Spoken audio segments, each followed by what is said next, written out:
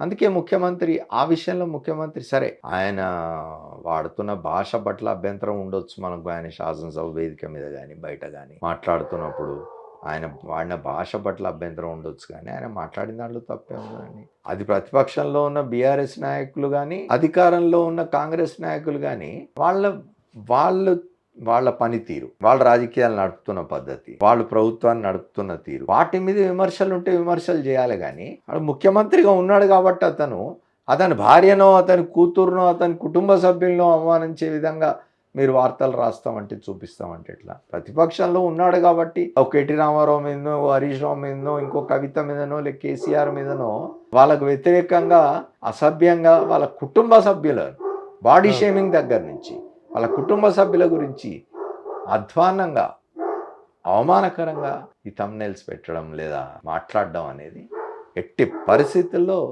సహించాల్సి, అసలు మనం దాన్ని వ్యతిరేకించాలి. ముఖ్యమంత్రి చెప్పాల్సిన అవసరం లేదు, మనమే వ్యతిరేకించాలి అట్లాంటి వాటిని.